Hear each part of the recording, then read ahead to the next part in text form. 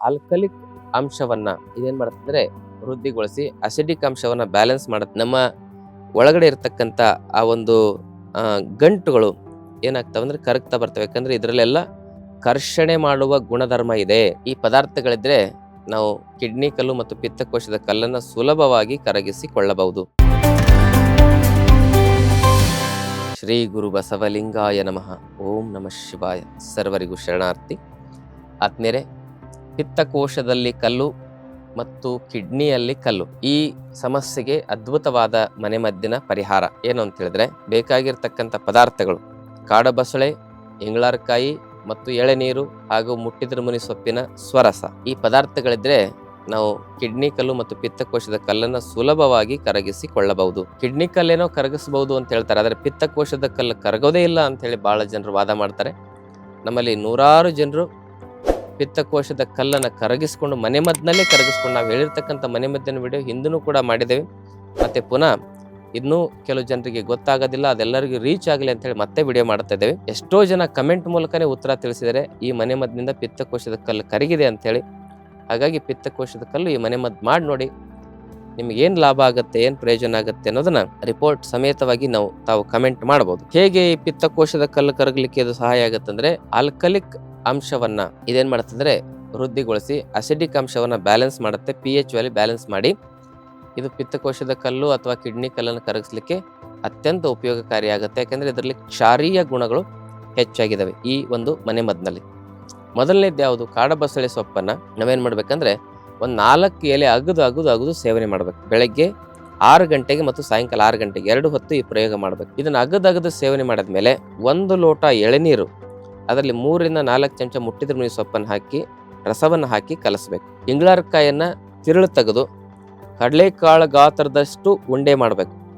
ಆ ಉಂಡೆ ನುಂಗಿ ಎಳೆನೀರಿನಲ್ಲಿ ಏನು ಮುಟ್ಟಿದ್ರ ಮುನಿ ಸೊಪ್ಪು ಹಾಕಿ ಕಲಸಿರ್ತೇವಲ್ಲ, ಅದನ್ನ ಕಲಸಿರ್ತಕ್ಕಂಥ ಒಂದು ಏನನ್ನ ದ್ರಾವಣ ಏನಿರ್ತದಲ್ಲ ಅದನ್ನ ಕುಡಿಬೇಕು. ಎಳೆನೀರನ್ನ ಮುಟ್ಟಿದ್ರ ಮುನಿ ಸೊಪ್ಪಿನಲ್ಲಿ ಕಲಸಿ ಅದನ್ನ ಏನು ತಯಾರು ಮಾಡ್ಕೊಂಡಿರ್ತೇವೆ 1 ಲೋಟ ಎಳೆನೀರು, ಆ ಇಂಗಳಾರಕಾಯಿ ನುಂಗಿದ ಮೇಲೆ ಅದನ್ನು ಕುಡಿದಾಗ ಆ ಸಂಪೂರ್ಣವಾಗಿ ಏನಾಗುತ್ತೆ, ಈ ಕಾಡಬಸಳೆ ಸೊಪ್ಪು, ಮುಟ್ಟಿದ್ರ ಮುನೆ ಸೊಪ್ಪಿನ ರಸ ಮತ್ತು ಎಳೆನೀರು ಇವೆಲ್ಲ ಕಾಂಬಿನೇಷನ್ ಅಲ್ಲಿ ನಮ್ಮ ಒಳಗಡೆ ಇರತಕ್ಕಂಥ ಆ ಒಂದು ಗಂಟುಗಳು ಏನಾಗ್ತಾವಂದ್ರೆ ಕರಗ್ತಾ ಬರ್ತವೆ. ಯಾಕಂದ್ರೆ ಇದರಲ್ಲೆಲ್ಲ ಕರ್ಷಣೆ ಮಾಡುವ ಗುಣಧರ್ಮ ಇದೆ. ಕರ್ಷಣೆ ಮಾಡೋದಂದ್ರೆ ಕರಗಿಸುವ ಗುಣಧರ್ಮ, ಉಜ್ಜುವ ಗುಣಧರ್ಮ, ಭಗ್ನಗೊಳಿಸುವ ಗುಣಧರ್ಮ ಇದರಲ್ಲಿ ಇರೋದ್ರಿಂದ ಆ ಒಂದು ಏನು ಡೆಪಾಸಿಟ್ ಆಗಿರ್ತದೆ, ಅಕ್ಯುಮುಲೇಷನ್ ಆಫ್ ದ ಟಾಕ್ಸಿಕ್ ಅಂತ ಹೇಳ್ಬೋದು. ಅದನ್ನ ಅಂದ್ರೆ ಟಾಕ್ಸಿನ್ ಡೆಪಾಸಿಟ್ ಆಗಿನೇ ಕಲ್ಲಾಗೋದು.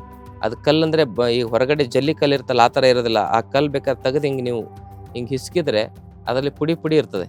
ಅಂದ್ರೆ ಪಿತ್ತ ಸಂಗ್ರಹಣೆ ಆಗಿರ್ತಕ್ಕಂಥದ್ದು, ಟಾಕ್ಸಿನ್ ಸಂಗ್ರಹಣೆ ಆಗಿರ್ತಕ್ಕಂಥ ಒಂದು ಗಂಟನ್ನೇ ನಾವು ಪಾಲಿಪು ಮತ್ತು ಸ್ಟೋನು ಅಂತ ಹೇಳಲ್ಲ ಕರಿತೇವೆ.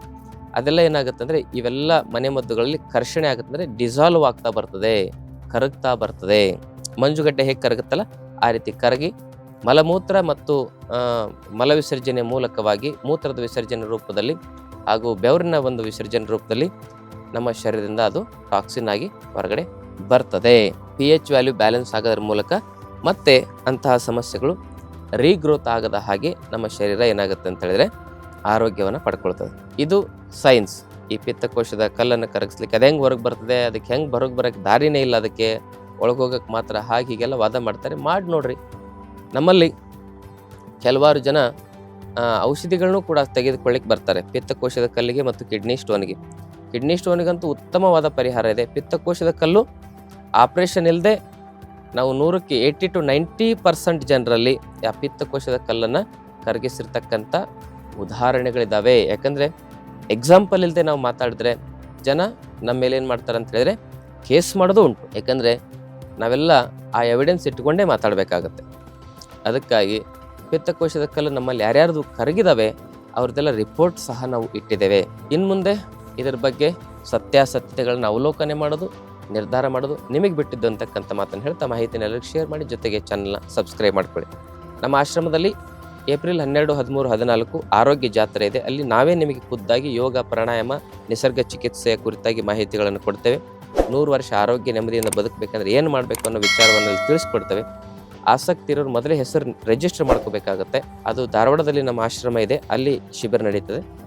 ಮೊದಲೇ ತಾವು ತಮ್ಮ ಹೆಸರನ್ನ ನೋಂದಾಯಿಸ್ಕೊಳ್ಳಿಕ್ಕೆ ಕೆಳಗಡೆ ಕಾಂಟ್ಯಾಕ್ಟ್ ನಂಬರ್ಗೆ ಸಂಪರ್ಕ ಮಾಡಿ. ಶರಣಾರ್ಥಿ. ಮತ್ತಷ್ಟು ಆಯುರ್ವೇದ ಹಾಗೂ ಯೋಗ ಹೆಲ್ತ್ ಟಿಪ್ಸ್ಗಾಗಿ ಶ್ರೀಗಂಗಾ ಯೋಗ ಚಾನೆಲ್ನ ಸಬ್ಸ್ಕ್ರೈಬ್ ಮಾಡಿ. ಹಾಗೆಯೇ ಫೇಸ್ಬುಕ್ ಮತ್ತು ಇನ್ಸ್ಟಾಗ್ರಾಂನಲ್ಲಿ ಮಿಸ್ ಮಾಡದೆ ಫಾಲೋ ಮಾಡಿ.